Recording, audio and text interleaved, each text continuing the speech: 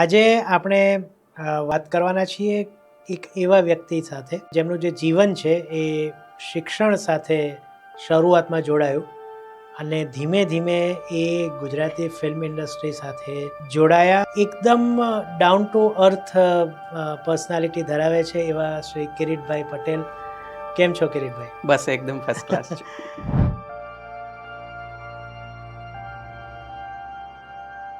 Flashback start જી એટલે અત્યારે ફિલ્મો લખે છે એટલે એ પ્રમાણે યસ. જુનાગઢની અંદર એક વખત શૂટ શરૂ હતું. હા. એટલે એઝ અ રાઇટર મને પણ એમ થયું કે હું ડિરેક્ટર પ્રોડ્યુસર્સ અથવા તો આખી એક ચેનલને હું જોઈ લઉં નજીકથી, કારણ કે શૂટિંગનો એ મારો પહેલો અનુભવ. લંચ બ્રેકમાં ડિરેક્ટર પ્રોડ્યુસર્સ ને બધા લંચ કરતા હતા ને તે વખતે બે એમને કહ્યું કે સર મારે 2 મિનિટ તમારી સાથે વાત કરવી છે. એટલે એમણે વાત સાંભળી મારી અને એમણે કહ્યું કે તમે મુંબઈ આવો ત્યારે મળજો એમ. હવે એવામાં સ્પોટ બોય જે હોય આપણે, એટલે જેવો હું બહાર નીકળો ત્યારે એને કહ્યું કે સર મેરે પાસ ભી એક ડિરેક્ટર્સ કે મતલબ પહેચાન વાલે હે, આપ બોમ્બે આ જાના. હું 11 વાગે પહોંચ્યો તો 12 વાગે નાહી ધોઈને ફ્રેશ થયો. 2 વાગ્યાની મારી રિટર્ન સૌરાષ્ટ્ર મેલ જુનાગઢથી. 11 વાગે વાત થઈ મારી ફોન ઉપર કે આપણે જવાનું છે પ્રોડક્શનમાં. પ્રોડક્શન હાઉસમાં અમે ગયા અને ડિરેક્ટર્સને મળ્યા અને વાત કરી કે ડિरेक्टर ये मेरे दोस्त है और ये बहुत अच्छे राइटर हैं. तो डायरेक्टर तेलुगु जानते आप? बोला मैं तेलुगु नहीं जानता हूँ, मुझे तेलुगु राइटर की जरूरत है. સાસણ, હા, જેનો રિવ્યુ પણ મેં કર્યો છે. તો એ વિચાર કેવી રીતના? આ સાસણ ફિલ્મ છે એનો ફર્સ્ટ ડ્રાફ્ટ હિન્દીમાં પૂરો કર્યો અને તે વખતે મારા માઇન્ડમાં 2 જ હીરો હિરોઈનમાં, રણવીર અને દીપિકા. અને એમણે કહ્યું કે ગુજરાતીમાં હવે શું વાંધો છે તને? ત્યારે ચેતનભાઈ છે ને એ કહે છે કે હું નહીં નીકળું અહીંથી એમ બધાની સાથે. અને અમારો ઝઘડો શરૂ થયો. ચેતનભાઈ કે હું અહીંથી જઈશ નહીં અને મેં કહ્યું કે તમારે જવું પડશે. હવે આવીએ વિશ્વગુરુ. એની સાથે સાથે જો એક સવાલ જોડી દઉં કે એમાં જે સર્વવેદની જે વાત કરવામાં આવી હતી, શું એને પ્રમોટ કરાવવાનું તમારા પર કોઈ દબાણ કે તમને કંઈ કહેવામાં આવ્યું હતું? બટ મને એક વાતનો રંજ એ રહ્યો કે નમસ્તે મિત્રો, હું છું સિદ્ધાર્થ છાયા.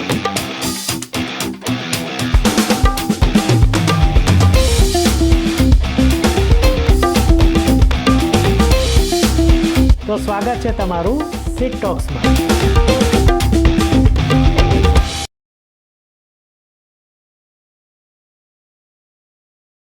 નમસ્તે મિત્રો, અને પોડકાસ્ટ ડાયરીઝના નવા પાનામાં તમારું ફરીથી સ્વાગત છે.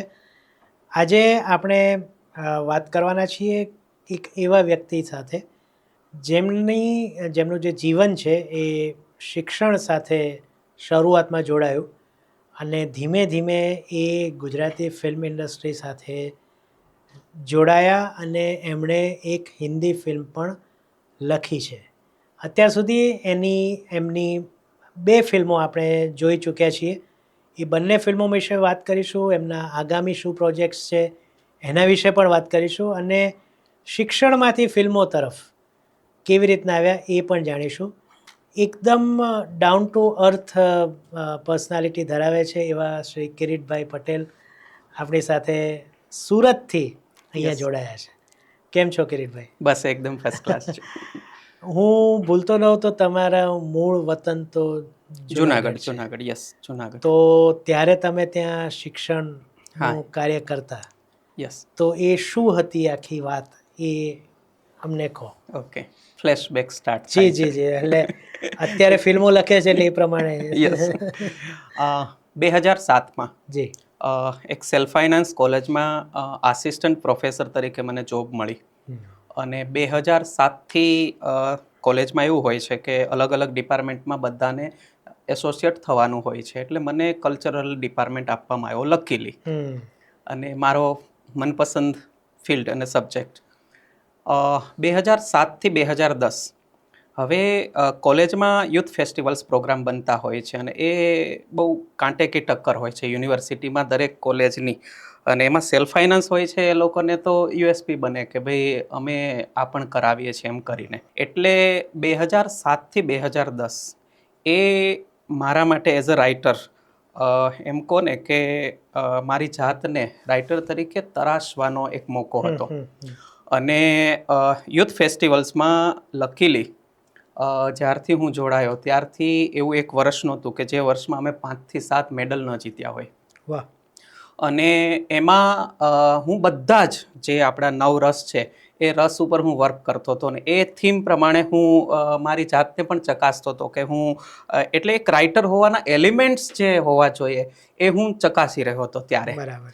અને લાગ્યું મને કે એક રાઇટરની ક્વોલિટી જે હોય એ મારી અંદર છે એ મને ત્યારે લાગી આવ્યું. અને 2010 સુધી હું એ ડિપાર્ટમેન્ટમાં હતો, ત્યાં સુધી ખૂબ કામ કર્યું. પછીથી 2010થી તે વખતે ચેતન ભગતનું એક એઝ અ રાઇટર ઇન્ડિયામાં એ બહુ ખાસું નામ થયું. 5 પોઈન્ટ સમવન એ નોવેલ અને પછી 3 મિસ્ટેક્સ ઓફ માય લાઈફ, આ 2-3 નોવેલ એમની આવીને એ વખતે યુથ ઉપર બહુ પકડ થઈ એની રાઇટર તરીકે. મને બહુ અનુવાદો થયા ઘણી ભાષામાં.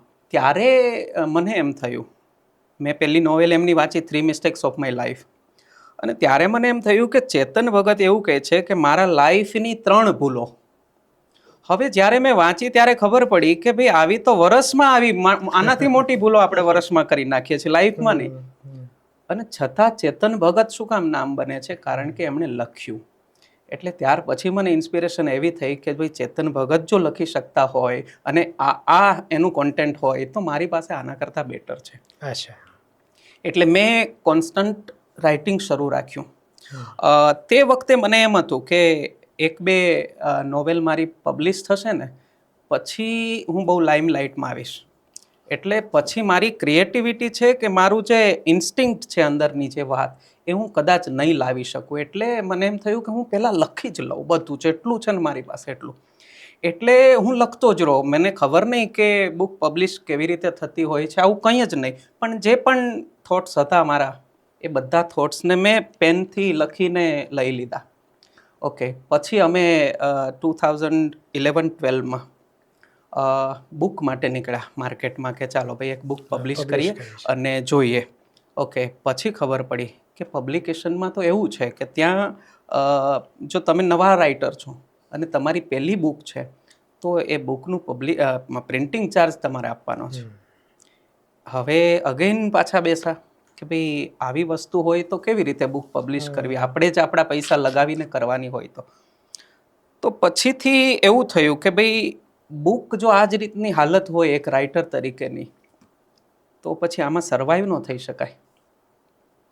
તો પછી પ્લાન બી એમ થયો કે રાઇટિંગ જ ફિલ્ડ બનાવવું છે, આપણું ડ્રીમ એ જ છે, તો પછી ફિલ્મ સ્ક્રિપ્ટ રાઇટિંગ કેમ નહીં.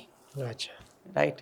એટલે ત્યાર પછી એક કમર્શિયલ રાઇટર બનવા માટે અને હું માનતો હતો કે મારા રાઇટિંગના મને પૈસા મળવા જોઈએ, મારું ઘર ચાલવું જોઈએ, મારું ફેમિલી હેપી રહેવું જોઈએ, મારું એક ડ્રીમ પૂરું થવું જોઈએ. એટલે પછી ફિલ્મ સ્ક્રિપ્ટ રાઇટિંગમાં મારે તો ખાલી શિફ્ટ થવાનું હતું, બાકી તો બધું હતું. પછી હું FTII 2009માં હું એસોસિએશનનો મેમ્બર બની ગયો. 30 વર્ષની અંદર હું મેમ્બર બની ગયો રાઇટર્સ એસોસિએશનનો. ત્યાર પછી એ લોકોએ અમને કંઈક ઓલ ઇન્ડિયાના 30 રાઇટર્સને એ લોકોએ સિલેક્ટ કર્યા અને એમને એક ટ્રેનિંગ માટે પુના FTII ઇન્સ્ટિટ્યૂટ છે, ફિલ્મ એન્ડ ટેલિવિઝન ઇન્સ્ટિટ્યૂટ, અને ત્યાં ફિલ્મ મેકિંગના તમામ કોર્સિસ ચાલે છે. હવે એ કોર્સમાં મારે તો સ્ક્રિપ્ટ રાઇટર તરીકે જવાનું હતું એટલે ત્યાં હું એપ્લાય કર્યું મેં. અને એનો short term course screen play રાઇટિંગનો હોય છે અને એક સીડ ફિલ્ડ જે છે સ્ક્રીન પ્લે એના ભીષ્મ પિતા કહેવાય. તો એમની બુક્સના આધારે અમને સ્ક્રીન પ્લે રાઇટિંગ ત્યાં શીખવામાં આવ્યું. એટલે FTIનો કોર્સ કરી અને પછી મેં ફિલ્મ લખવાનું શરૂ કર્યું. ફિલ્મ લખાઈ ગઈ, 4-5 મેં સ્ક્રિપ્ટ લખી.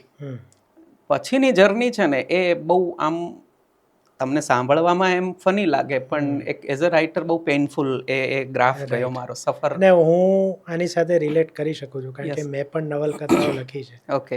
અને જે તમે શરૂઆતમાં કીધું ને કે ભાઈ તમારે આપવા પડે પૈસા, યસ, એમાંથી હું પણ પસાર થયો છું. પણ નસીબ જો કે મને સારા પબ્લિશર્સ પછી મળી ગયા અને એમણે એમના જોખમે મારી નોવેલ્સ રાઈટ કરી. એટલે ફની મને તો એટલી જ નહીં લાગે. પછી સ્ક્રિપ્ટ લખાવા લાગી અને મેં પણ નક્કી કર્યું કે જ્યારે પણ સ્ક્રિપ્ટ મનમાં આવે પહેલો થોટ, ત્યારે મારા 12-15 ફ્રેન્ડ્સ હતા અને જે લોકોને હું મહિનામાં જ્યારે એક સ્ક્રિપ્ટ ન સંભળાવું ને તો એ લોકોને નવાઈ લાગે કે ભાઈ તારી તબિયત બરાબર છે ને, તું ક્યાં છો આજકાલ એમ. એટલે એવરી મંથ અમારે ગિરનાર જઈએ ને એટલે તળેટી છે, હા અને ત્યાં શનિ રવિ સાંજના સમયે અમે બેસીએ અને પછી હું એવરી મંથ આ મારું એક શેડ્યુલ બની ગયું હતું કે ભાઈ મંથના એન્ડમાં મારે એમને કહેવાનું. અને એ લોકો બહુ શોખ, મતલબ એ સાંભળીને કે આહા તારી પાસે આટલા જબરદસ્ત થોટ છે એમ. ઓકે, હવે તું ફિલ્મમાં જા. આ પુશ કરતા હતા કે તું જા, અને તારી જેવી સ્ક્રિપ્ટ અમે કોઈ પાસે જોઈ નથી આજ સુધી. એટલે હું બોમ્બે જાઉં, એક બે પ્રોડક્શન હાઉસ નેટ ઉપરથી જઈને સર્ચ કરીએ, એડ્રેસ શોધીએ, ત્યાં જઈએ તો અંદર જતાં જ એક જ જવાબ મળે એના वॉचमैन પાસેથી કે हमारे प्रोडक्शन में बाहर की स्क्रिप्ट अलाउ नहीं करते हैं, हमारे खुद के राइटर्स है यहाँ पर. અને ફરી પાછું હું જુનાગઢ આવી જાઉં. એક ઇન્સિડન્ટ હું શેર કરી દઉં તમને. ચોક્કસ ચોક્કસ. કે જુનાગઢની અંદર એક વખત શૂટ શરૂ હતું. એટલે એઝ અ રાઇટર મને પણ એમ થયું કે હું ડિરેક્ટર પ્રોડ્યુસર્સ અથવા તો આખી એક ચેનલને હું જોઈ લઉં નજીકથી, કારણ કે શૂટિંગનો એ મારો પહેલો અનુભવ. એટલે એ વખતે ડિરેક્ટર્સને મળ્યો અને પ્રોડ્યુસરને મળ્યો, બટ હાઈ હેલો જેવું. બટ મારે જે વાત કેવી છે એ નહોતી થઈ શકતી. તો લંચ બ્રેકમાં ડિરેક્ટર પ્રોડ્યુસર્સને બધા લંચ કરતા હતા ને તે વખતે બે એમને કહ્યું કે સર મારે 2 મિનિટ તમારી સાથે વાત કરવી છે. એટલે એમણે વાત સાંભળી મારી અને એમણે કહ્યું કે કંઈ નહીં, આપણે તમે મુંબઈ આવો ત્યારે મળજો એમ. હવે એવામાં સ્પોટ બોય જે હોય આપણે, જે બધું સર્વિસ આપતા હોય છે, એ સાંભળતો હતો મારી વાતને. એટલે જેવો હું બહાર નીકળ્યો ત્યારે એણે કહ્યું કે સર મેરે પાસ ભી એક ડિરેક્ટર્સ કે मतलब पहचान वाले हैं, आप बम्बई आ जाना, मैं आप मीटिंग करवा दूंगा और आपका काम हो जाएगा. અમે બંને એકબીજાના નંબર લીધા. હવે એમનો ફોનની હું રાહ જોઉં, આવે પણ ન આવ્યો. એટલે મેં ફોન કર્યો કે ભાઈ શું છે. હરીશ નામ હતું. तो हरीश के सर मेरे दिमाग से निकल गया था, लेकिन अगले हफ्ते जरूर मैं मीटिंग करवा दूंगा. ओके, अगले हफ्ते પણ મેં રાહ જોઈ, ફોન ના આવ્યો. એટલે મેં એને शुक्र के शनि में फोन करो. એટલે એને કહ્યું કે સર मैं बात कर लेता हूँ, आप सोमवार को आ जाइए. ओके, मैं रविवार रात्रे फोन करो कि मैं अभी बैठ रहा हूँ, मैं ट्रेन में हूँ, ट्रेन में बैठा हूँ, सुबह मैं आ जाऊँगा. हाँ, तो बोले कोई नहीं सर, आ जाओ आप. ओके, હું બેસી ગયો તો ટ્રેનમાં અને હું નીકળી ગયો. સવારે 7 વાગે ત્યાં પહોંચ્યો અને કોલ કરું હરીશને, ફોન સ્વિચ ઓફ. ઓકે, આખો દિવસ હું મુંબઈ રોકાયો, ફર્યો, બધું કર્યું અને મારા કોલ કોન્સ્ટન્ટ એને કરવાના ચાલુ, પણ ફોન સ્વિચ ઓફ. હવે મારી રિટર્ન ગાડી 8:30ની સાંજની, એટલે 8:30 સુધી મેં ફોન કરવાની ટ્રાય કરી કે વાત થાય તો પછી આગળની ખબર પડે એટલા માટે.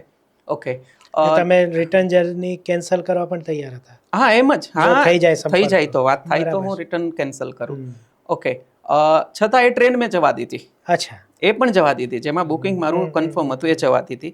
મને એમ થયું કે કદાચ રાત્રે 9-10 વાગે વાત થવાની હોય તો થાય એમ.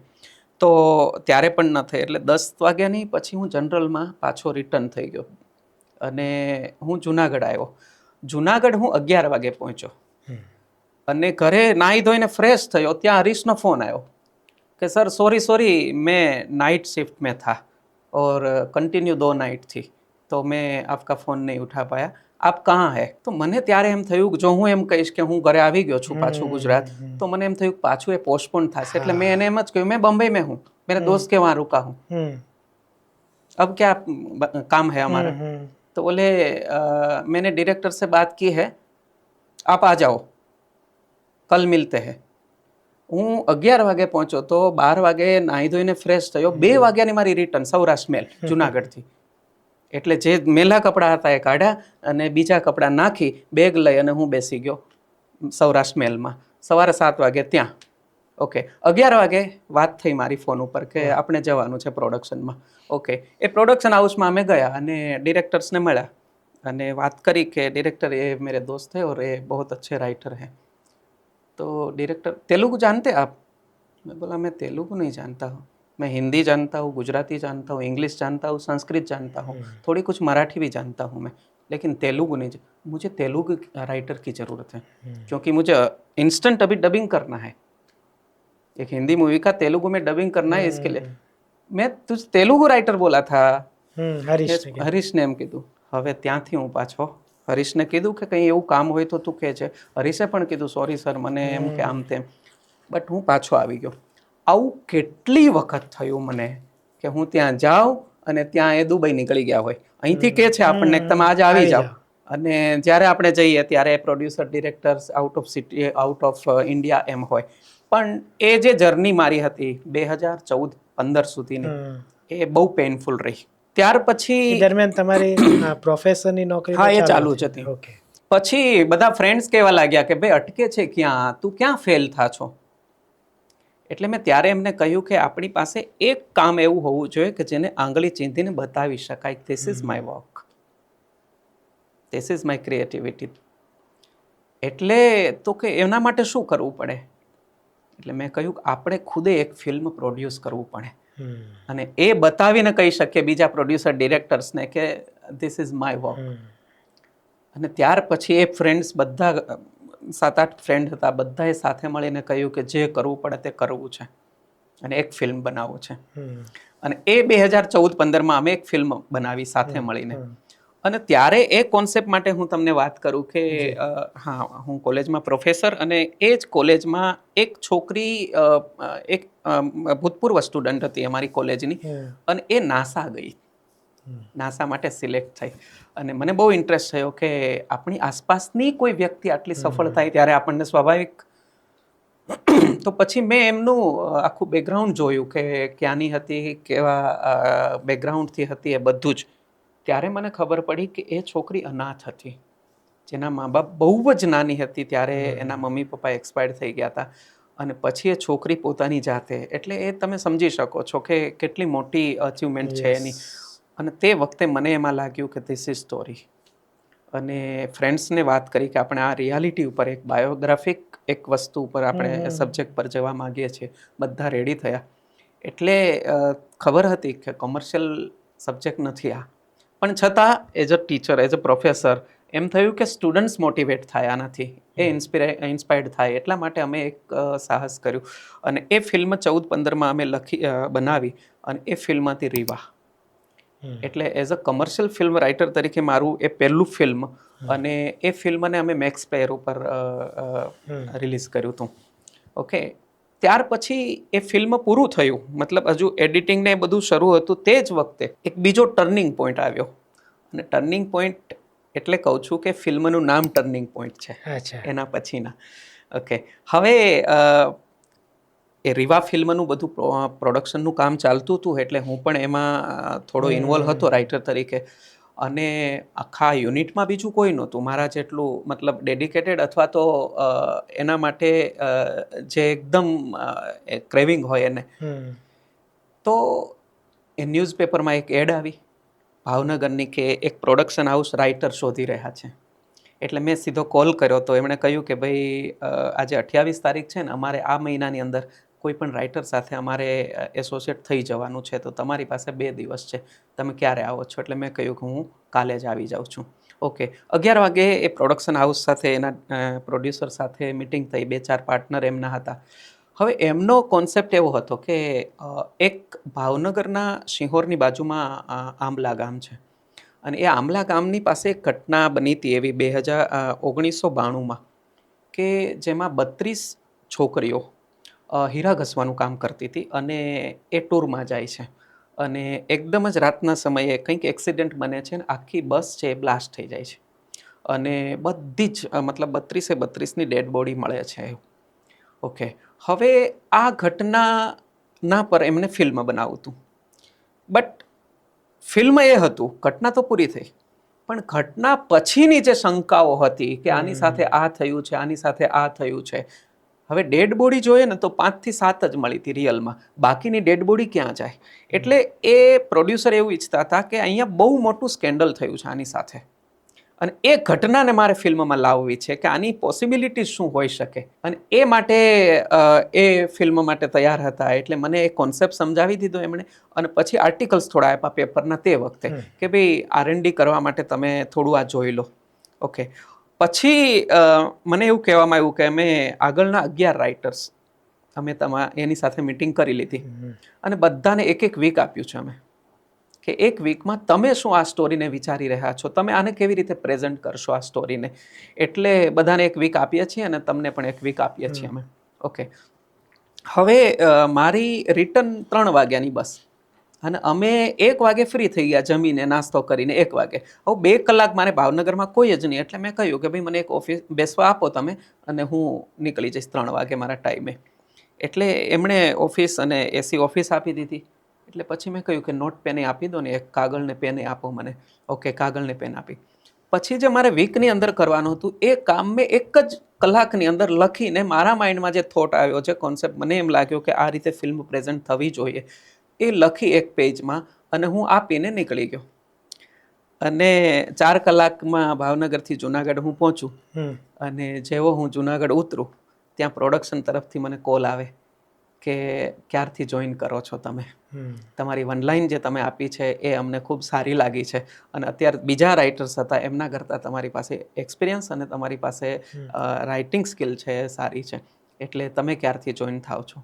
એટલે પછી મેં થોડો ટાઈમ લઈ અને એમની સાથે મેં ટર્નિંગ પોઈન્ટ ફિલ્મની શરૂઆત કરી. વરસ દિવસ જેવું R&D ચાલ્યું એનું, કારણ કે એ બહુ ઓથેન્ટિસિટી સાથે જવું પડે એવું હતું અને ઘણા બધા લીગલ ક્લેમ્સ પણ એની અંદર જોઈન હતા, એટલે એનાથી કેવી રીતે બચીને કરી શકાય. બટ એ ટર્નિંગ પોઈન્ટ એ ખરેખર એક રાઇટર તરીકે મારી લાઈફનો પણ ટર્નિંગ પોઈન્ટ હતો. ખાલી લખવા માટે નથી હું કહેતો કે મને એક ટર્નિંગ પોઈન્ટ લખવા મળ્યું એટલા માટે નહીં, પણ ફિલ્મ મેકિંગના જેટલા ડિપાર્ટમેન્ટ છે એ બધા જ ડિપાર્ટમેન્ટમાં મને બહુ ઇન્ટરેસ્ટિંગ વાત છે કે મને એ બધા જ ડિપાર્ટમેન્ટમાં ગો થ્રુ થવા થયું. રાઈટ. અને પ્રોડ્યુસરે એટલો મારા ઉપર ટ્રસ્ટ મૂકી દીધો કે બધાને એમ જ હતું સેટ પર કે હું જ પ્રોડ્યુસર છું. એટલા બધા મને હક આપી દીધા કે એટલું બધો મારા પર વિશ્વાસ મૂક્યો એમણે. એટલે તે વખતે ફિલ્મ મેકિંગ શું છે ને, ફિલ્મ એક રાઇટર થઈ લઈ અને રિલીઝ સુધી, ડિસ્ટ્રીબ્યુશન સુધીનું એ તમામ વર્કમાં હું બહુ ગો થ્રુ થયો. હા, બહુ ઇન્વોલ્વ થયો. એટલે મને ખબર પડી કે ફિલ્મ ખાલી રાઇટર તરીકે પૂરી નથી થતી, બધા જ ડિપાર્ટમેન્ટ એટલા ઇમ્પોર્ટન્ટ છે. એટલે મને એ ફિલ્મ ટર્નિંગ પોઈન્ટ તરફથી મને ખૂબ શીખવા મળ્યું. પછી ફિલ્મ રિલીઝ થયું અને રિલીઝ થયું એટલે ફિલ્મ એટલું જે અમે એક્સપેક્ટ કર્યું હતું એ પ્રમાણે ન ચાલ્યું. રાઈટ. ઘણા બધા રીઝન્સ હોઈ શકે છે ફિલ્મને ચાલવાના નહીં ચાલવાના.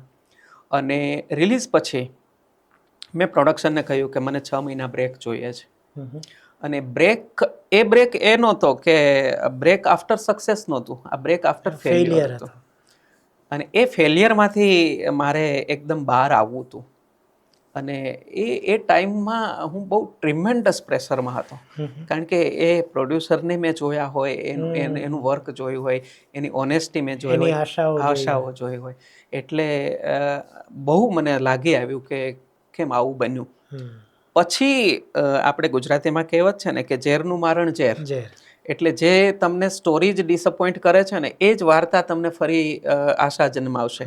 એટલે પછી મેં મારી બુકની અંદર મેં બધી વનલાઈનો ખૂબ બધી લખી રાખી હોય, તો એમાંથી મેં જોયું કે કઈ મને અત્યારે આમ હિલિંગ આપી શકે એવું છે, કે કઈ વસ્તુથી મારા અંદરના ઘાવ છે ને એને રૂઝાવી શકે એવી. અને તે વખતે ચારણ કન્યા એ વાર્તા છે, હા, મેઘાણીની, અને જેને સાસણ કરીને ફિલ્મમાં બનાવી, તો એ મેં રાઇટિંગ શરૂ કર્યું, કારણ કે એ મારા દિલની બહુ નજીકની વાર્તા હતી, એને મેં મહેસૂસ કરી હતી એ વાર્તાને. એટલે પછી મને એમ થયું કે આ એક વસ્તુ છે જે મને બહાર લાવશે જલ્દી. એટલે મેં સાસણ ફિલ્મની સ્ક્રિપ્ટ લખવાનું શરૂ કર્યું. અને હું હિન્દીમાં જ લખવાનો હતો. મારું પહેલું ફિલ્મ રીવા છે એ પણ હિન્દીમાં, ટર્નિંગ પોઈન્ટ પણ હિન્દીમાં, અને આ સાસણ ફિલ્મ છે એનો ફર્સ્ટ ડ્રાફ્ટ હિન્દીમાં પૂરો કર્યો. અને તે વખતે મારા માઇન્ડમાં 2 જ હીરો હિરોઈનમાં, રણવીર અને દીપિકા.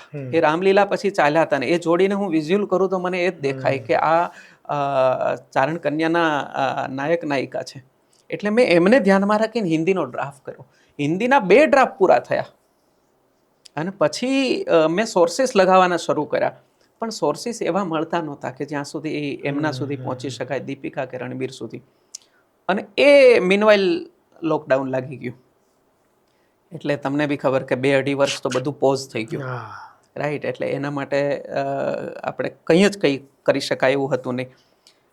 પછી આફ્ટર લોકડાઉન બધું માંડ સેટલ થતું હતું અને તે વખતે મને એમ થયું કે આ ફિલ્મને કોઈ પણ રીતે આપણે લઈ જવું છે.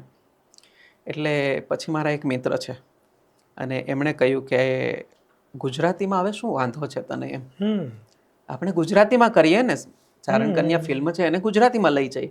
અને ત્યારે મને પણ એ ઓપ્શન અને મને આઈડિયા સારો લાગ્યો. એનું રીઝન છે કે 2016 પછી ગુજરાતી ફિલ્મ ઇન્ડસ્ટ્રીએ જે પણ એમને મેળવવું જોઈતું હતું એ મેળવી રહ્યા હતા. તો ટર્નિંગ પોઈન્ટ પછી એક બીજો ટર્નિંગ પોઈન્ટ આવ્યો લોકડાઉન પછીનો. હા. અને એ સાસણ, હા, જેનો રિવ્યૂ પણ મેં કર્યો છે, એના વિશે આપણે ડિટેલમાં આ પ્રશ્ન પછી વાત કરીશું. તો એ વિચાર કેવી રીતના આવ્યો? મેં કહ્યું એમ કે મને તો હિન્દી માટે જ હું લખતો હતો હિન્દી માટે, ગુજરાતી માટે હું તૈયાર નહોતો લખવા. અને આફ્ટર લોકડાઉન અને એના પહેલાં ઘણી ફિલ્મો ગુજરાતી આપી સારી કે જેના માટે મને કોઈ ફરિયાદ જ નહોતી. એવા કોન્ટેન્ટ આવ્યા, એવું મેકિંગ આવ્યું અને લોકોએ પણ, ઓડિયન્સે પણ એને સ્વીકાર્યું. એટલે મારા માટે એવું કંઈ કહેવા જેવું નહોતું કે ભાઈ સાસણ ફિલ્મ નહીં ચાલે અથવા નહીં લોકો એક્સેપ્ટ કરે. એટલે એ બધામાંથી પાર ઉતરી ગયું હતું ગુજરાતી ઇન્ડસ્ટ્રી. એટલે પછી મને એમ થયું કે ના, જો આ મૂળ માટી જ ગુજરાતની હોય અને સૌરાષ્ટ્રની હોય તો એ જ માટી, એ જ ભાષામાં ફિલ્મ બનવું જોઈએ. એટલે પછીથી મેં આખું એ ટ્રાન્સલેટ કર્યું. હિન્દીનું જે ડ્રાફ્ટ હતો એને ગુજરાતીમાં લઈ અને પછી ગુજરાતી લખવાનું શરૂ કર્યું. એમાં કેવું રહ્યું એપ્રોચ પ્રોડ્યુસર્સને? તમે કર્યો કે સામેથી આવ્યા કે? હા, એ જે મારા મિત્ર છે એમણે પ્રોડ્યુસરને વાત કરી કે મારી પાસે એક રાઇટર છે અને એની પાસે કંઈક અલગ સબ્જેક્ટ છે. અને તે વખતે પણ એવું થઈ ગયું હતું કે છેલ્લો દિવસ આવ્યું ને એના પછી ગુજરાતી પાછું એક ચેનલમાં જ જઈ રહ્યું હતું કે ભાઈ 3-4 મિત્રો, કોલેજ ફ્રેન્ડ હોય ને એ ફ્રેન્ડની જ સ્ટોરીને આગળ ડેવલપ કરવાનું, આવું બધું ચાલ્યું હતું. એટલે કહ્યું કે ભાઈ ગુજરાતી માટે મને કંઈક અલગ જોઈએ છે. તો કે એની પાસે છે. એટલે મને એમણે બોલાવ્યો, મિટિંગ કરી. અને પછી જ્યારે મેં નેરેશન કર્યું એ સ્ક્રિપ્ટનું, ત્યારે પહેલી જ વખતમાં, હજુ ઇન્ટરવલ પોઈન્ટ સુધી પહોંચ્યો હતો, ત્યારે જ એમણે કહ્યું કે આપણે આ કરીએ છીએ. પછી અમે બ્રેક લઈને પછી બીજા સેશન માટે બેસવાના હતા, પણ એમણે ત્યારે જ કહી દીધું હતું કે મને આ સબ્જેક્ટમાં દમ લાગે છે અને આ કરવું છે આપણે. એટલે એ પ્રમાણે, હા, એ પ્રમાણે અમે આગળ વધ્યા. સાસણ જે વાત છે એ આમ જો તો ધ્રુવ ભટ્ટની જે નવલકથા છે એની સાથે ઘણું મળતું આવે છે કે સિંહ સાથે જે ત્યાંના લોકો છે નેસડાના, એ કેવી રીતના એમાં એમનો સંબંધ બંધાય છે. કે ગાયનું એક દ્રશ્ય છે જે ગુજરી જાય છે અને એમાં જે હિરોઈન છે એનું રુદન છે. તો આ બધા અનુભવો તમે લીધા હતા અને પછી લખી કે આ વાતો તમે સાંભળી હતી એમાંથી લખ્યું? બેઝિકલી મારું ગામ છે ને એ જંગલની બોર્ડરનું ગામ છે. અને મારા દાદા એવું કહેતા કે પહેલાં તો 50 વર્ષ પહેલાં તો આપણે જંગલની વચ્ચે રહેતા હતા. આપણું ગામ 7-8 કિલોમીટર અમારા જંગલ આવે પછી ગામ આવતું હતું. પણ ધીરે ધીરે એ વખતમાં કપાતું ગયું જંગલ.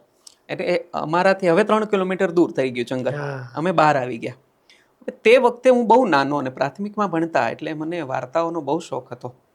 અને અમારું ઘર એવું હતું કે જે ઘરની અંદર છે ને ગમે તે બહારનો વ્યક્તિ આવે ને તો એને રહેવા માટે અમારું જ ઘર એમ.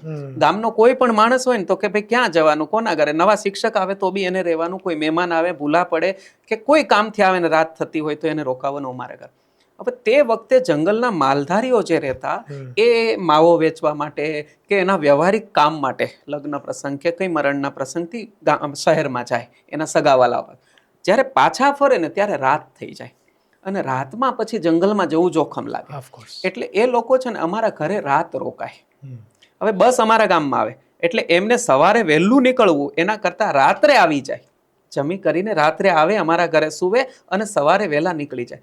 હવે આ માલધારી નેસના લોકો છે ને મારા ઘરે રોકાતા અને એ લોકો મને વાર્તા કહેતા કે સિંહની સાથે આવું થયું, એક વખત ગાયની સાથે આમ થયું હતું. એટલે જે સાસણ છે ને એના કથા બીજમાં છે ને આ માલધારીઓની રિયલ સ્ટોરી છે. અને મેં તો બહુ ઘણા સમય પછી અકુપાર વાંચી, એમનું નાટક જોયું, પણ એના પહેલા મારો ડ્રાફ્ટ જે સાસણનો છે ને એ રેડી હતો. એટલે લકીલી તમને એવું લાગી શકે છે કે અકુપાર પરથી પ્રેરણા લીધી અથવા અકુપારની એમાંથી તમે એડોપ્ટ કર્યું છે, બટ એક બંનેની ઘટનાઓ અલગ છે. અને પૃષ્ઠભૂમિ એક છે બંનેની બરાબર છે, એ એ ભા- એ વાત જે છે એની એની પૃષ્ઠભૂમિ એક લાગે છે, રાઈટ. એટલે તમને એમ થાય છે કે આના પરથી લીધી છે. એક બીજું મેં સાસણમાં એ જોયું કે એ સ્ટોરી કરતાં થોડી ડોક્યુ ડ્રામા જેવી હમ વધુ બની ગઈ. હમ હમ મે બી એટલે આમાં તો હોય છે ને કે સ્ક્રિપ્ટ અલગ હોય, એનું ડિરેક્શન અલગ થાય, છેલ્લે પછી એડિટિંગ પાછું અલગ થઈ જતું હોય હા છે. હા. તો તમે સેટિસ્ફાય છો જે રીતના મૂવી બની? થોડાક મને Writer છે. VFX માં પણ બહુ હા, એવું પ્રોબ્લેમ બધું. લાગ્યા. ઓલમોસ્ટ મને એવું લાગે છે કે રાઇટર ક્યારેય કોઈ ફિલ્મથી સેટિસ્ફાઈડ નથી હોતા, કારણ કે એનું વિઝ્યુઅલ અલગ હોય છે ઘણી વખતે. ઓફકોર્સ. અને સાસણની વાત છે તો મને તમે એક સેટ ઉપર તમે જતા? સેટ ઉપર હતો હું. હમ. ટોટલ 30 દિવસના શેડ્યુલમાં હું 20 દિવસ હતો. અચ્છા. પણ તે વખતે એટલું બધું કંઈ નવા ઇનોવેટિવ કંઈ વસ્તુ કરી શકાય એવા ચાન્સીસ હોતા નથી સેટ પર, કારણ કે ઓલમોસ્ટ બધું સેટ હોય છે. રેડી હોય છે. બટ મને એક વાતનો રંજ એ રહ્યો કે અમે જો વર્કશોપ કરી લીધો હોત, આખી ટીમ સાથે મળીને જો વર્કશોપ થયો હોત. કારણ કે કલાકારો બધા જોરદાર હતા. જોરદાર છે બધા જ. પણ એ કલાકારને ખબર નહોતી કે મારા કેરેક્ટરનું વેલ્યુ શું છે. હું 2 સીન માટે આવું છું. જ્યારે સ્ક્રિપ્ટ પર આવે, સેટ પર આવે ત્યારે એના હાથમાં સીન આવે, ત્યારે એને ખબર નથી કન્ટેક્સ્ટ શું છે. એટલે તે વખતે મને એવું લાગ્યું કે એક વર્કશોપ જો થયો હોત ને તો બધાને એના કેરેક્ટરની એને પોતાને ભૂમિકા ખબર પડે. બરાબર. એટલે અમે વર્કશોપ ન કરી શક્યા. અને વર્કશોપ જો થાત તો આજે તમને એરર્સ લાગી રહી છે કે ભાઈ એકદમ જ ઘટના બદલી જાય છે, તો એ વચ્ચેના જે બ્રિજ બનવા જોઈતા હતા તો એ અમે લાવી શક્યા હોત એમાં. એક એવો રંજ ખરો કે એકલી રિલીઝ થઈ હોત તો? એકલી રિલીઝ થઈ હોત તો એની સાથે બીજી પણ મૂવીઝ. હા, એ પણ એ તો હતું. તમારી બીજી મૂવી સાથે પણ એવું થયું છે, પણ એ આપણે પછી આવીશું. ત્યારે એવું હતું, પ્રોડ્યુસરે અલ્ટિમેટમ આપી દીધું હતું કે મને આ ડેટ ઉપર રિલીઝ જોઈએ છે, અને ખાસો ટાઈમ પણ હતો જ બધું કવર કરવા માટે. પણ VFX છે ને એમાં ફિલ્મ અમારી અટવાઈ ગઈ હતી, કારણ કે VFX એટલું બધું ક્રિટિકલ કેસમાં આવી ગયું હતું. એમને સિંગાપોર કરવા મોકલું, ત્યાંથી ફાઇલો આવે, થોડું દુબઈ કામ ચાલતું હોય, એટલે લાસ્ટ સુધી છે ને એ અમારા ધ્યાનમાં જ ન આવ્યું કે આ આટલો ટાઈમ લેશે. અને પ્રોડ્યુસર એની ડેટ ઉપર બંધાયેલા હતા, એટલે એની હાવ જે તમને કમ્પ્લેન આવી રહી છે VFXની, એ VFX લાસ્ટમાં જે ફિનિશ વર્ક થવું જોઈએ એ નહોતો ચાન્સ જ રહ્યો. એટલે ડેટ આવી ગઈ હતી ઉપર. એટલે બહુ જલ્દબાજીમાં ફિલ્મને અમારે રિલીઝ કરવું પડ્યું હતું.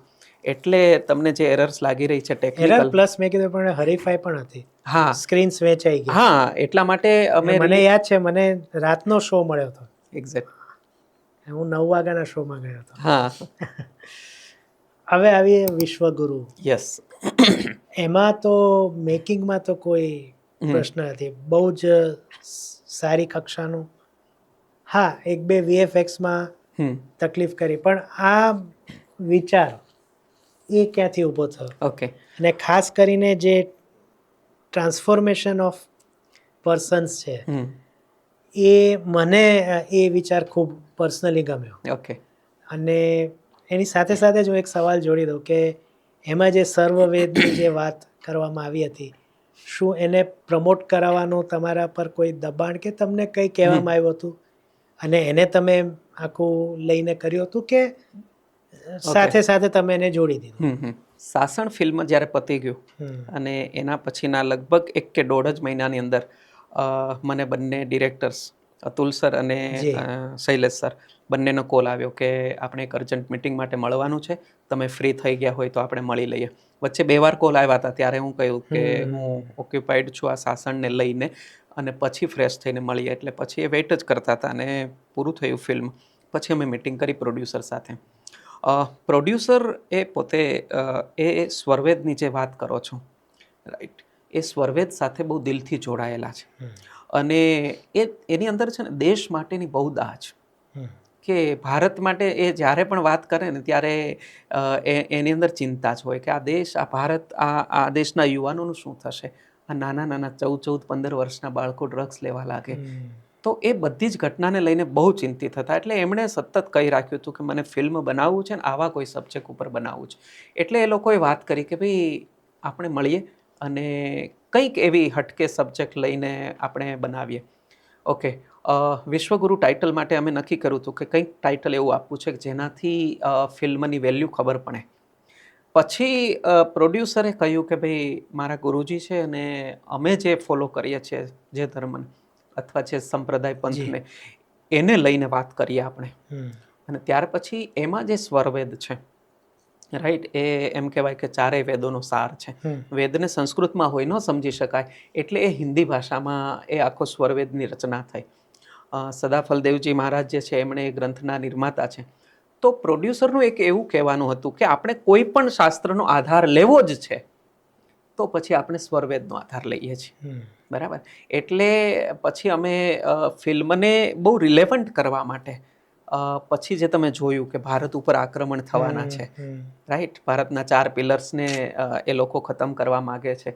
તો એ બહુ રિલેવન્ટ વાત હતી. એજ્યુકેશન હતું, યુથ હતું, ધર્મ હતો, આપણી કુટુંબ સંસ્થા હતી. તો આ બધી જ વસ્તુઓ પર એ લોકો એને ખતમ કરવાના કામ કરે છે.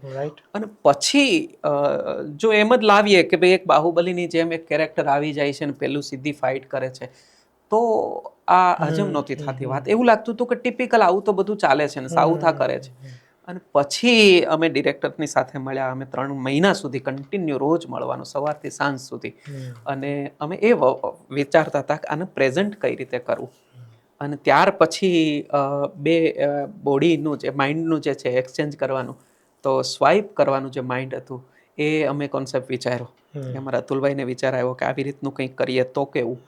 અને પછી આખી સ્ટોરીને અમે બંને બોડી એક જ હશે પણ માઇન્ડ એમનું સ્વાઇપ થઈ જશે એટલે એ કોન્સેપ્ટ પછી ત્યાર પછી અમે લાવ્યા. અને એને લખવામાં શું તમે એક્સપ્લોર કર્યું કહેવાય કે હા, સ્વરવેદનો તમે અભ્યાસ કર્યો કે શું કર્યો? સ્વરવેદનો ખૂબ અભ્યાસ કર્યો. એક સીનમાં અમે પ્રોડ્યુસર સાથે બેસીને અમે ડિસ્કસ કરતા હતા કે આ સીન છે, આ સીનમાં સ્વરવેદ શું હેલ્પ કરશે અથવા તો એનું એસન્સ શું છે. એટલે આમ જુઓ તો અમે સ્વરવેદને ખૂબ નજીકથી અભ્યાસ પણ કર્યો અને એના આધાર પર અમે ફિલ્મને નિર્માણ પણ કર્યું. એક ફરિયાદ આમાં એ થઈ શકે કે ક્લાઇમેક્સમાં જ્યારે કોર્ટરૂમ સીન છે ત્યારે જજ પોતે માંગે છે અને દેન મને એક્ઝેક્ટ અત્યારે યાદ નથી પણ પછી એ પણ એની વાત કરતા હોય એ રીતના જજમેન્ટ આપે છે. તો ટેકનિકલી ને લોજિકલી આ લખતી વખતે તમને સહેજ અમને તો જોતા લાગ્યું હતું કે આ આવું કેમ હોય. આમ જોઈએ ને તો એ તમને અમારા ફિલ્મમાં એવું લાગી શકે પણ આ જ વસ્તુ જોલી LLBમાં હોય અને અક્ષય સાથેના એટલે આમાં એવું થઈ શકે કે એને એવી રીતના કંઈક વણાઈ ગઈ હોત ને. આ પેલું આમ સામેથી જ દેખાય છે કે આ કરી રહ્યા છે. જો એ કંઈક સટલ રીતના વણાઈ ગઈ હોત તો કદાચ વધુ યોગ્ય રહેતા. બરાબર છે. હા, તમે કર્યો પ્રશ્ન એમ જ કમેન્ટમાં પણ એમ આવતું હતું કે જજ છે એ કોર્ટ તો અદાલત સર્વોપરી હોય, એ કોઈ સામે માથું ન ઝુકાવે. તો તમે સ્વરવેદ સામે ઝુકાવો છો. પણ અમે બી ઘણો અભ્યાસ કર્યો હતો કે કોર્ટની અંદર જ્યારે જજ છે એની પોતાની મર્યાદાઓ કેટલી છે અને ફિલ્મમાં કેટલી બતાવવામાં આવે છે.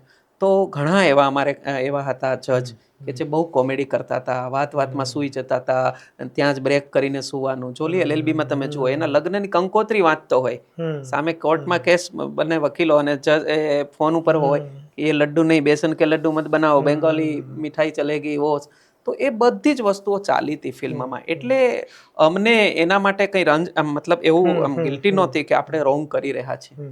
એટલે અમને એમ હતું કે આપણે તો સ્વરવેદ સામે માથું ચૂકાવીએ છીએ, એવા કોઈ અપરાધી સામે કે ગુનાહ સામે નથી કરાવતા. તમારી બંને ગુજરાતી મૂવી અને બંનેમાં તમને એક્ટર્સ તો બધા જ બહુ સરસ મળ્યા.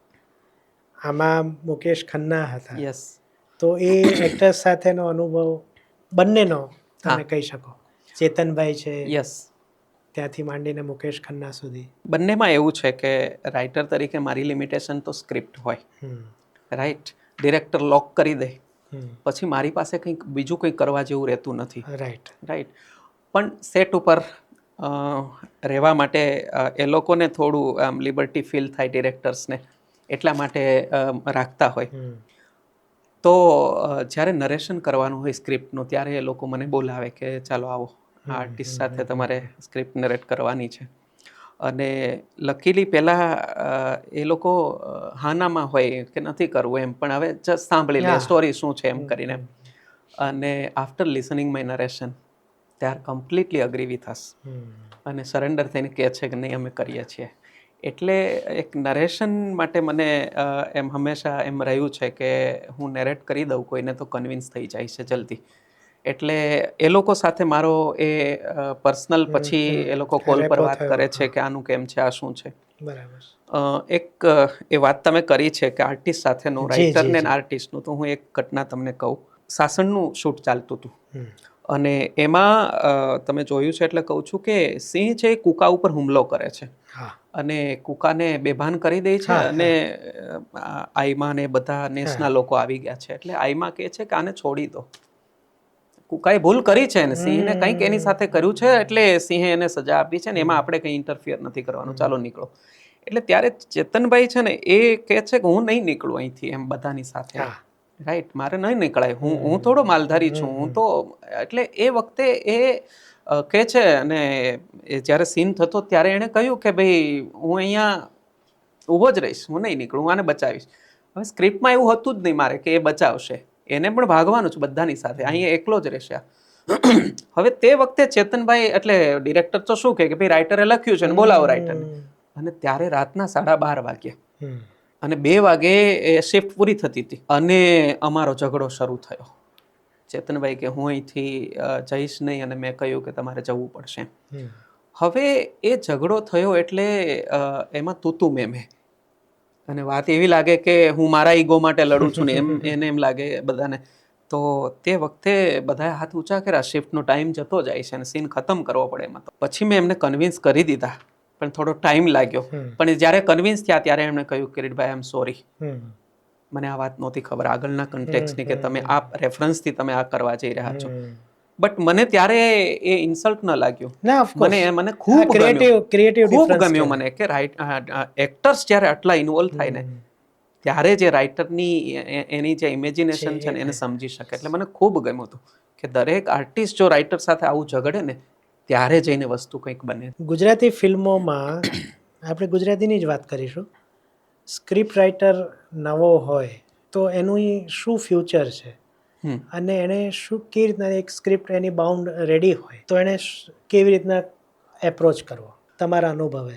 એક નવોદિત રાઇટર જ્યારે હજુ પાપા પગલી કરી રહ્યો હોય લખવા માટે, તમારી સામે પણ બેઠો છે એવો, હા, એટલે એ ધ્યાનમાં રાખજો. એક્ઝેક્ટ.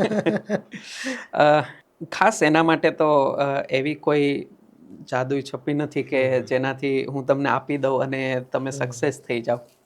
બટ પ્રોસેસ છે આ, અને એ પ્રોસેસમાંથી બધાને પસાર થવું જ પડે. સચિન તેંડુલકર હોય કે વિરાટ કોહલી હોય, એમને જે મેચમાં રમવા પહેલાં જે પ્રેક્ટિસ કરવી પડે છે એ કરે જ છે. એ એવું નથી માનતા કે મેં આટલી સેન્ચુરી કરી દીધી એટલે મને જરૂર નથી. એટલે એ જે પ્રોસેસ છે એ બધા જ રાઇટરે પ્રોસેસમાંથી પસાર થવું પડે છે. એ એવું નથી કે હું સારા 3 ફિલ્મો આપી દીધા એટલે હું મને કોઈ સામેથી બોલાવીને આવશે. તમારે જ કરવું પડશે, એટલે જવું પડશે. એટલે એના માટેના રસ્તા કયા? બસ એક જ, એના માટે તમારે જેમ મુંબઈ પહોંચી જવું. જો કે હવે તો આપણી ઇન્ડસ્ટ્રી અમદાવાદમાં છે એટલે. હા, અમદાવાદમાં જ છે. પણ એના માટે તો એક જ વસ્તુ છે કે દરેક પ્રોડ્યુસરને મળવું પડે. અને એમ મળે છે ખરા? હા, મળે છે. Prior appointment? હા, પ્રાયર એપોઇન્ટમેન્ટ સાથે તમારે મળવું પડે છે. અને એ છે ને એવી વસ્તુ છે કે આમાં કોણ ક્લિક થઈ જાય ને કંઈ નક્કી નહીં. તમે ફર્સ્ટ રાઇટર છો, પહેલી જ વખત લખો છો, પણ તમારું કોન્ટેન્ટ કંઈક યુનિક છે. કન્ટેન્ટ પ્લસ નેરેશનની માં કોન્ફિડન્સ એ પણ કદાચ કામ કરી જાય. હા, એ શક્યતા ખરી? શક્યતાઓ ખરી. પણ એનાથી તમારી કોન્ફિડન્સ છે ને તમારી પાસે, તો તમારા થોટ્સની ક્લેરિટી તમે આપી શકો છો. એટલે છે ને બહુ શોર્ટ ટાઈમની અંદર તમે તમારા કોન્સેપ્ટને તમે પ્રેઝન્ટ કરી શકો છો. એટલે તમારું નરેશન જો પાવરફુલ હોય તો તમે વિઝ્યુઅલ કરાવી શકો છો વિધાઉટ સ્ક્રીન. અને ડિરેક્ટર તો એ લોકો છે એ લેવલ પર કે તમે ખાલી હજુ એ તો બિટવીન લાઈન વાંચનારા લોકો છે. એટલે એની પાસે તમારું, મેં તમને કહ્યું એમ કે ઘણા લોકોને હું મળ્યો તો હજુ ઇન્ટરવલ આવે ત્યાં કહી દે કે નહીં કરવું છે આપણે કામ. મહેનત તો 3 ફિલ્મો લખ્યા પછી પણ છે, એટલી જ પહેલી લખી હોય તો પણ છે, એટલી જ છે. મહેનત તો એટલી જ રહેવાની, કારણ કે તમારી પાસે છે ને એક્સપેક્ટેશનનું બોજ વધી જાય છે 3 ફિલ્મો આપ્યા પછી. લોકો એમ વિચારે કે હવે આનું ચોથું ફિલ્મ કેવું હશે. એનું જીવન ચાલે ગુજરાતી ફિલ્મો લખીને?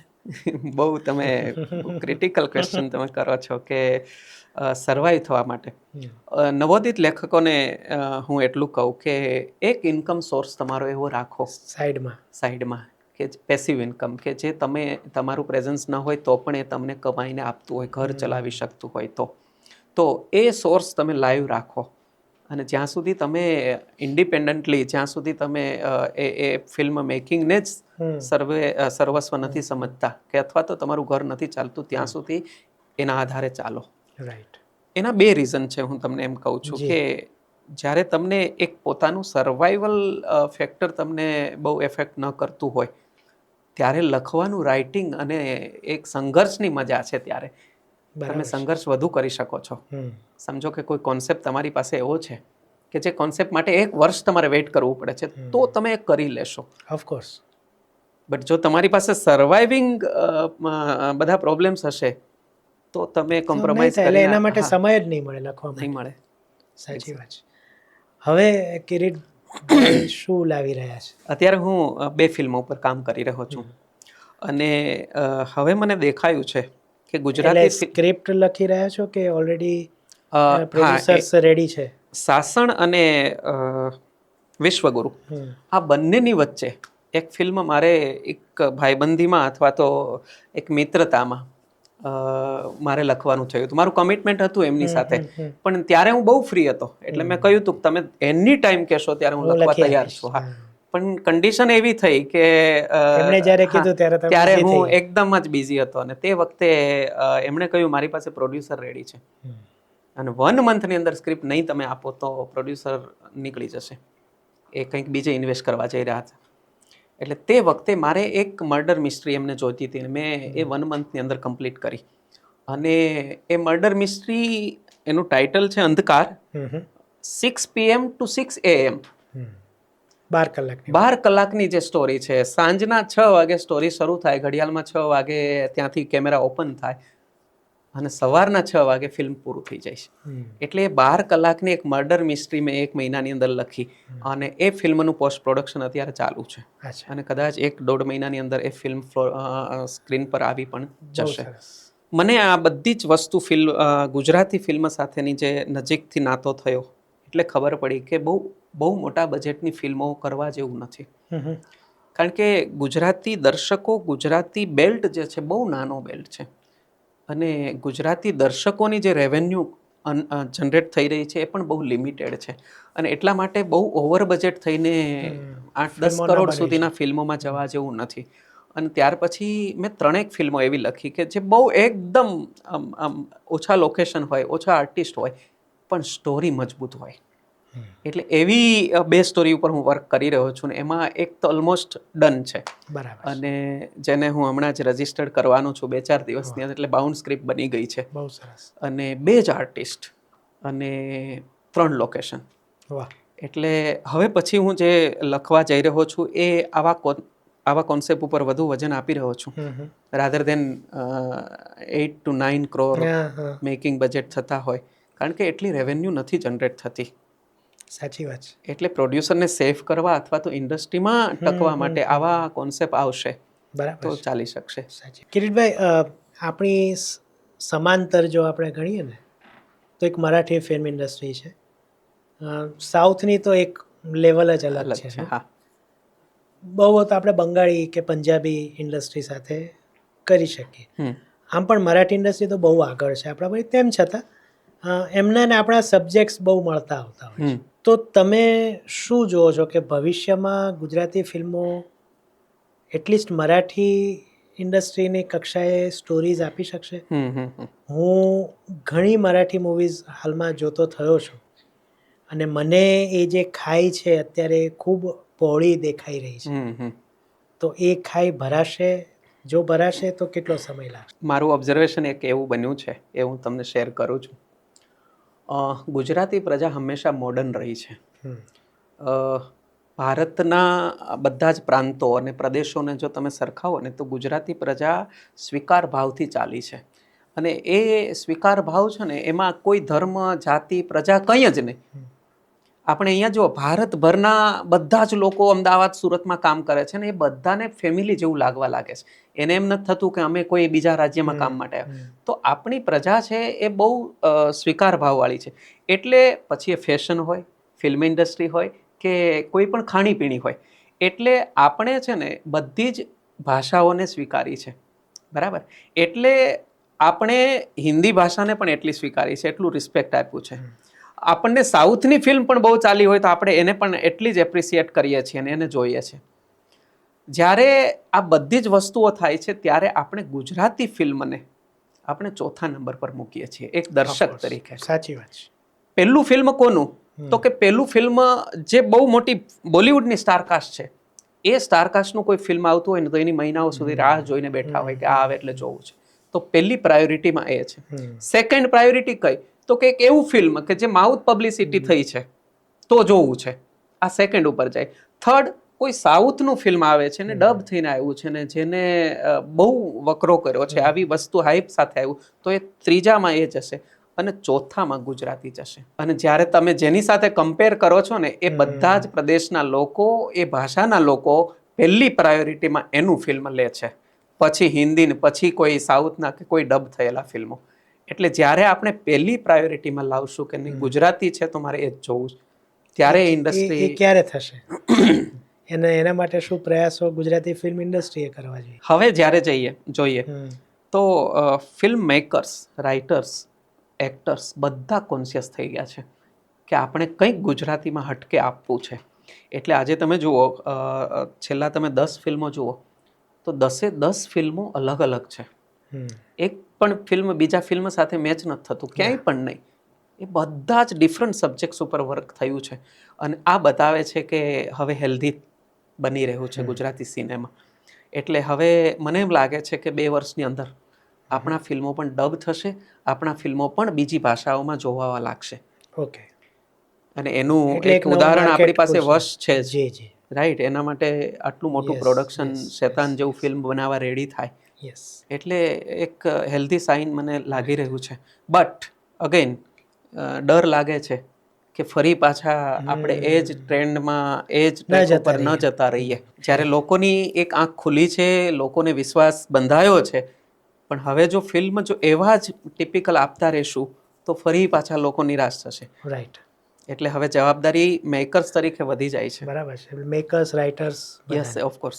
તો કિરીટભાઈ, જતા તમે સિટટોક્સના જે જોઈ રહ્યા છે એમને, અને ફરી એકવાર જેમને સ્ક્રિપ્ટ લખવી છે, ફિલ્મોમાં આવવું છે, એને તમે કોઈ સંદેશ આપો?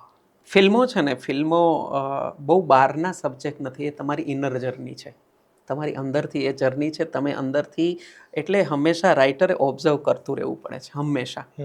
તમે સિગ્નલ પર ઊભા છો ને એક બાળક જ્યારે ભીખ માગે છે ને, ત્યાં એ તમારું કેરેક્ટર લાગે કે આ મારું કેરેક્ટર છે, અને એને ઓબ્ઝર્વ કરો છો જ્યારે તમે, ત્યારે તમને એમાંથી સ્ટોરી મળે છે.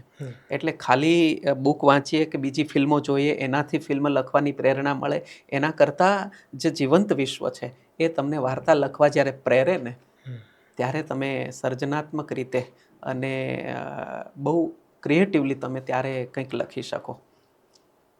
એટલે હંમેશા ઓબ્ઝર્વ કરતું જ રહેવું પડે છે. અને જે લોકો જુએ છે, હા, સિટટોક્સ વિશે તમે કંઈ 2 શબ્દો? ઘણા સમયથી હું સિદ્ધાર્થ સરના પોડકાસ્ટ અને એના રિવ્યૂઝ સાંભળતો આવું છું. બહુ લાઈવ લાગે છે એમના રિવ્યૂઝ છે ને, એમ લાગે કે એક રાઇટર જેમ બોલતા હોય એની ફિલ્મને એ રીતે ફિલ્મને નેરેટ કરે છે. એટલે મેં બહુ ઓછા લોકો જોયા છે કે જે બિટવીન લાઇન વાંચી શકે.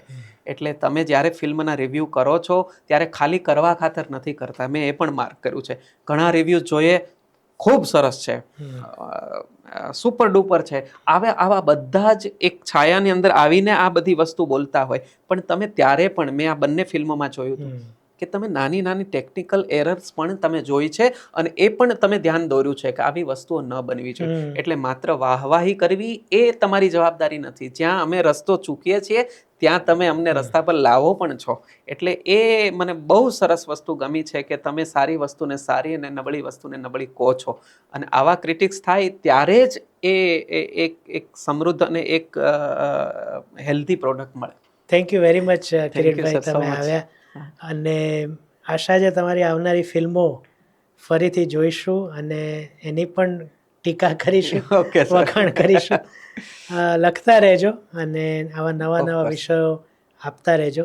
જે તમે હમણાં છેલ્લે કહ્યું કે બે જ કેરેક્ટર સાથેની જે હા. મૂવી તમે લખી રહ્યા છો અથવા તો જે રેડી છે એના વિશે અત્યારથી થોડી ઉત્કંઠા છે કે એવું તે શું હશે, તો એની આપણે રાહ જોઈશું.